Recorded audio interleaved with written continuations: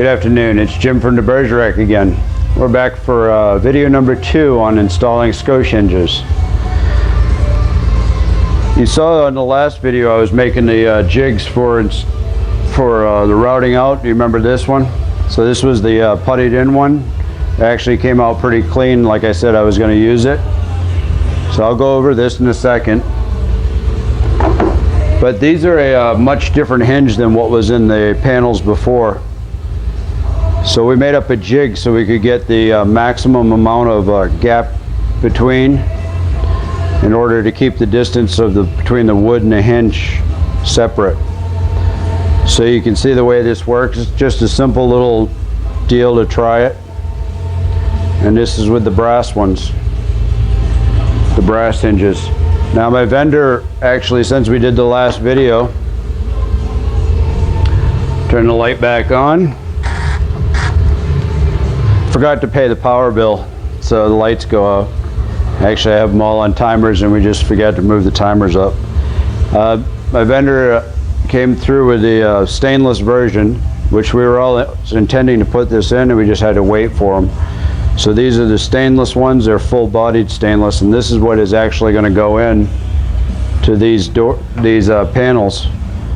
But you know, they're the same size as the brass. Everything's per thousandths of an inch mounts out the same, so all our jigs worked and everything else. So we're going to go over that. I'm going to show you how to set up to mark 2 pieces together, how we have to set up for that. I'll do that first, and then I'll show you how all the router jigs work. So stay tuned, we'll be right back. Alright, what I've done is stand both of these parts up back to back the same way they swing on the hinges. And let's move in on this one here a little bit, and you can see it's kind of the way it is. It's a little rough.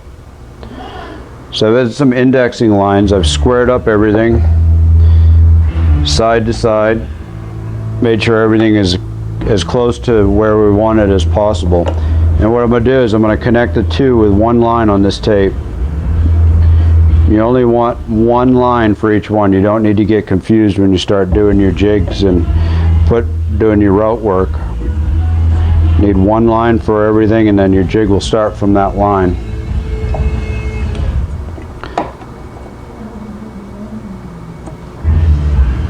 So it's simple as that. Square everything up. Give yourself a good line to work with. And then you can kind of see how jagged these are. We'll go over the one that's already completed. I'm going to show you how to route these out, and we'll go from there. So now you have all your indexing lines for your jigs. You're good with that. And now on to the next phase. Alright, I'm going to make this real quick so I don't bore all you. This is the jig. This is how we made the jig. I got 2 vertical supports coming down, glued it in with some 45s. Got some stops on it and all that stuff, so I'll go over that with you. The jig only goes one way.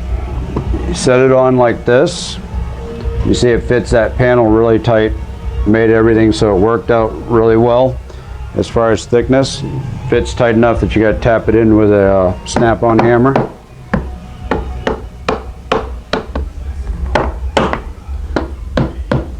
So what I'm going to do is inside that line there that I put on earlier, I'm just going to set my jig just over that line, and each one will be set up the same way. So we tap it down like that, take our clamps,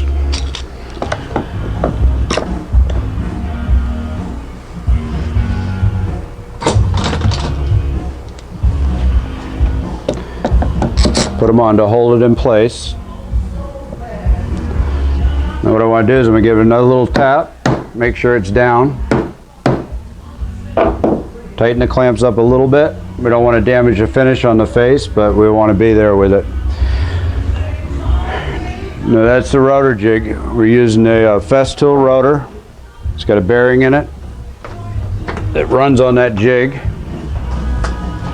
As you can see right there, that's running on. Now what I like to do is I put a spacer in between my bearing, and something like this where if the bearing slips up, we've all had that happen. The bearing will slip up, then damages your router jig and technically could very easily damage the part. So we'll set it in like this. We've already got the stop set. We'll come down a little bit to get started in the right place. Then we're going to plunge it.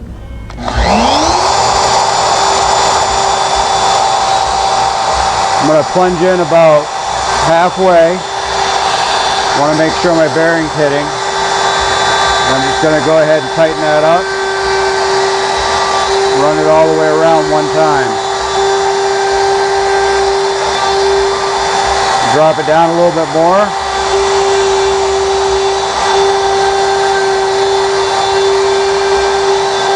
Continue to trim.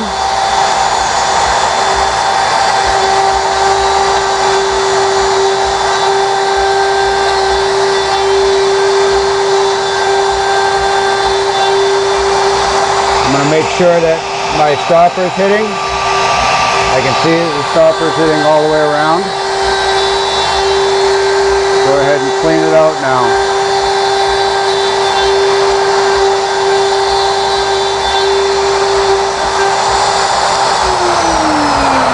I'll run a couple extra passes, more than you need to, but I want to make sure that's nice and clean in there. Let that back up, set it down. Now we're on to the second jig. Simple MDF jig. It's going to route down into the lower part of the hinge so the hinge slides in there. I'm going to tap that down. Make sure this jig can only go on one way. See, I have it marked.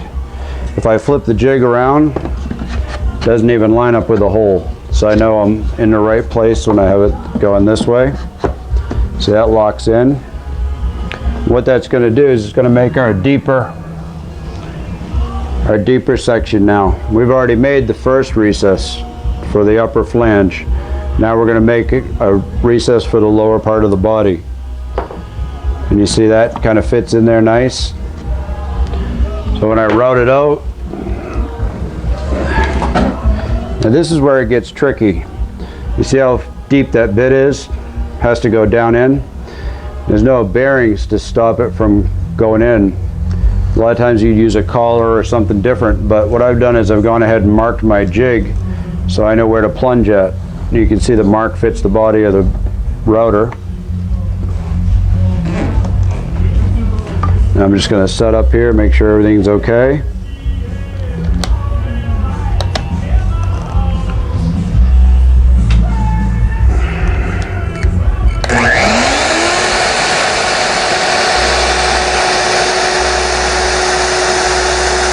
Need to go down a long ways to make sure that bearing hits onto my jig.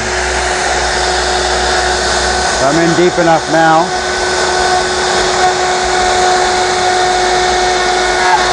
I'm going to make my first pass.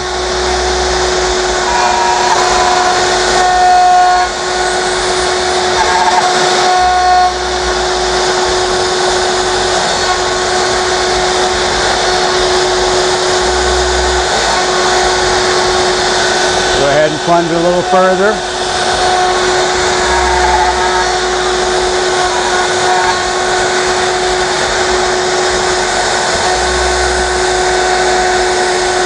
And then finish off my plunge.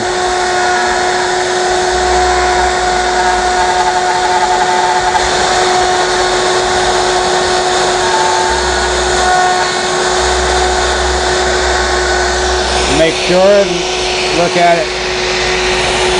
Physically, make sure that it's in the right place.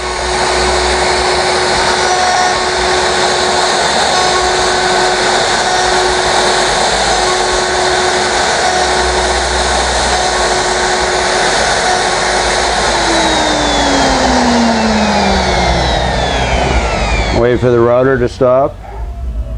Release it. Then we're done with that router. Now we take it apart and check fit.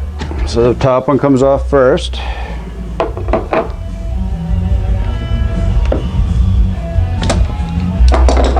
I'm just going to vacuum this out real quick.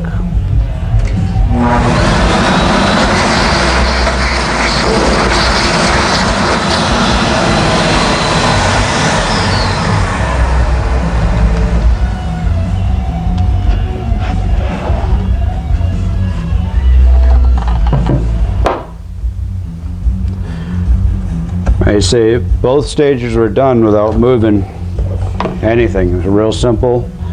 And then when I peel this tape back, you can see how nice and clean it is.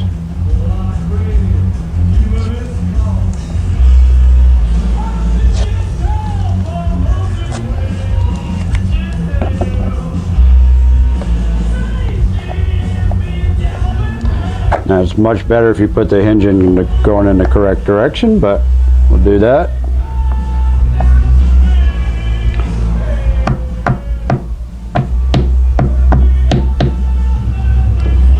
Okay, now you notice I'm up a little higher than where I want to be. So this is easily corrected.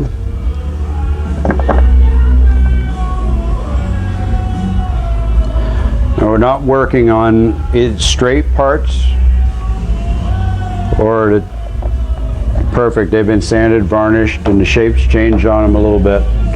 So I'm going to go ahead and set my jig back on.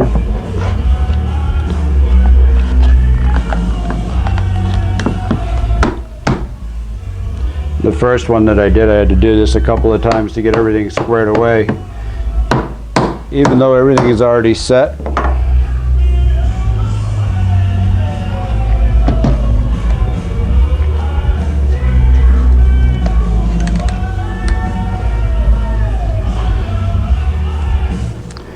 Now a couple pieces of tape. You can measure that out. This is a real easy way to set your depth gauge up on your router. A couple pieces of tape measures right where I want to do it. That's going to be about 11 thousandths of an inch. So I'm going to try that. I'm just going to raise my stop up. I'm going to put 11 thousandths of an inch just gap in there. I'm going to tighten my stop back up, and what that's going to do is it's going to drop my router bit. So let me just check this one more time to make sure that I'm where I want to be. We don't need any mistakes at this point.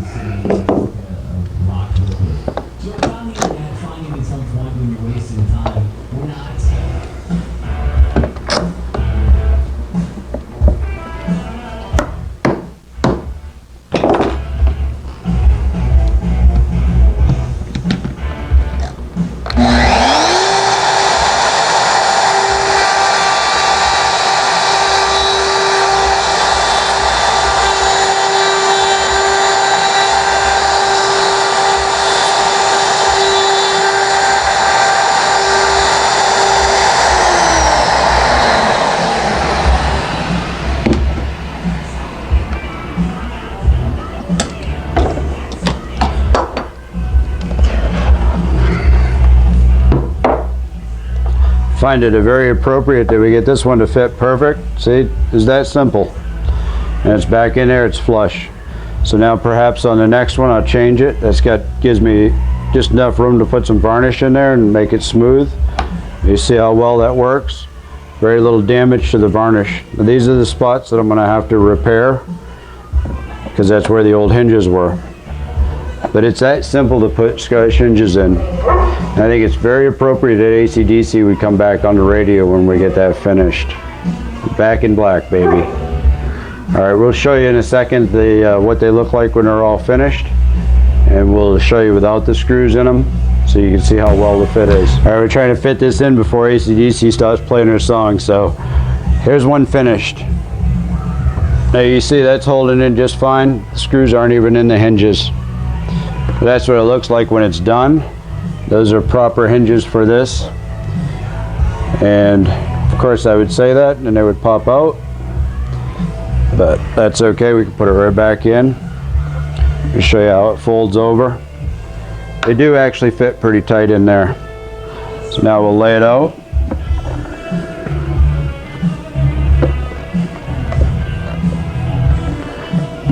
And that's what it looks like. See, the dents went away when I took the old hinges out that were forcing it up. Dents are gone. Now we'll do our little repairs. And that's the way they work, folks. These are top quality stainless steel Scottish hinges. They're about 150 a piece from my vendor. Sounds like a lot, but that's a lot of work to make those. And they are solid stainless steel. So never give them a corrosion problem. So we'll have one little quick clip when we're all done and we have everything varnished up to show you what they look like, and that'll be on the next video. So thanks a lot and hope you all have a great day. Thanks for watching.